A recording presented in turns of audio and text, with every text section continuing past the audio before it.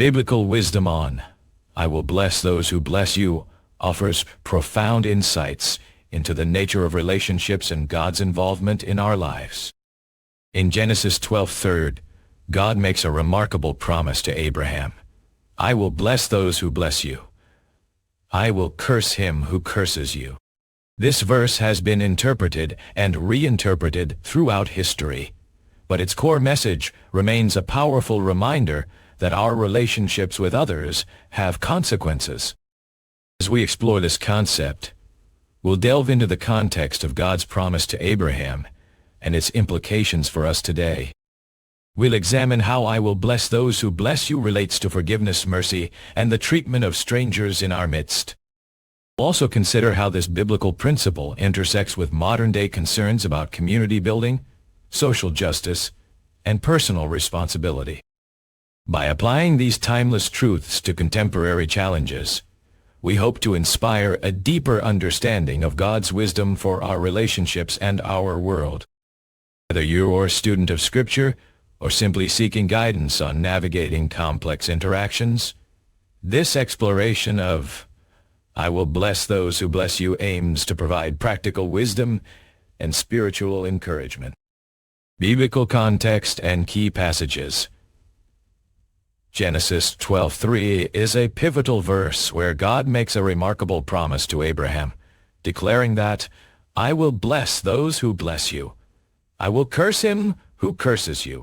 This statement has been interpreted in various ways, but its core message remains clear.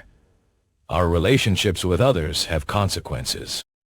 God's promise highlights the importance of how we treat one another and the impact it can have on our lives.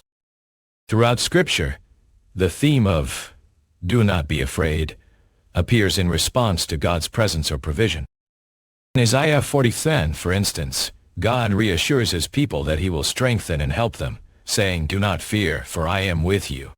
This passage reminds us that our fears can be overcome when we recognize God's involvement in our lives.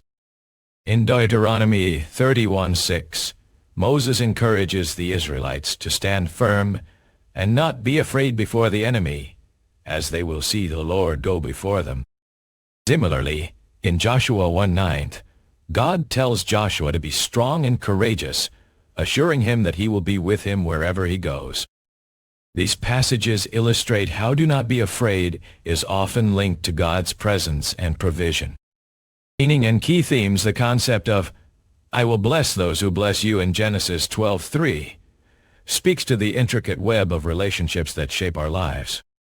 It emphasizes that our interactions with others have far-reaching consequences, influencing not only their well-being but also our own.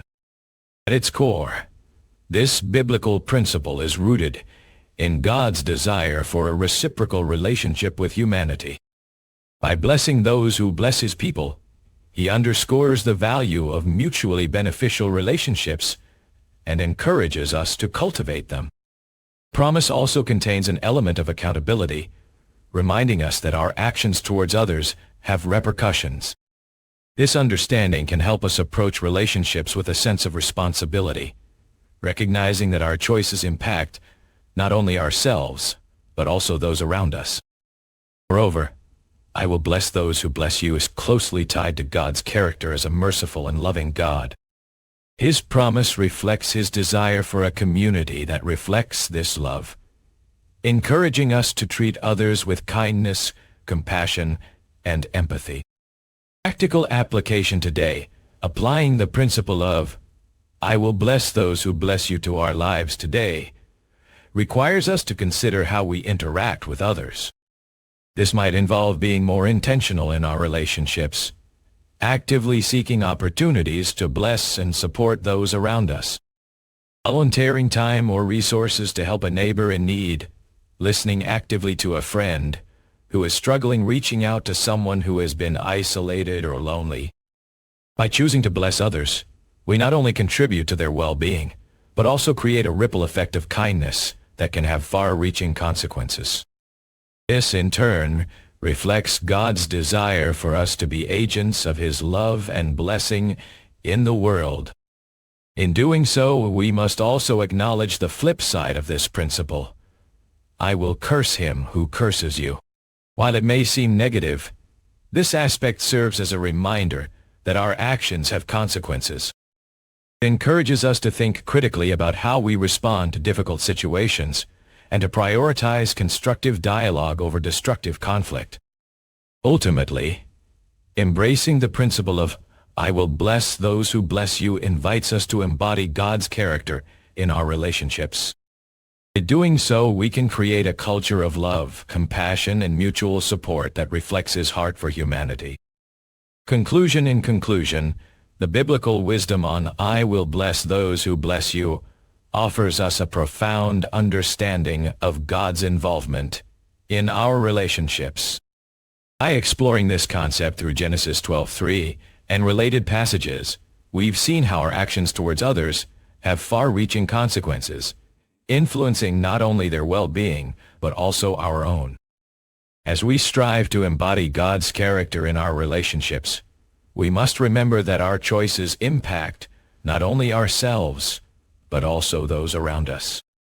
By choosing to bless others, we create a ripple effect of kindness that can have far-reaching consequences, reflecting God's desire for us to be agents of His love and blessing in the world. May this biblical principle inspire us to approach relationships with a sense of responsibility, recognizing the value of mutually beneficial connections. May we strive to treat others with kindness, compassion, and empathy, creating a culture of love and mutual support that reflects God's heart for humanity.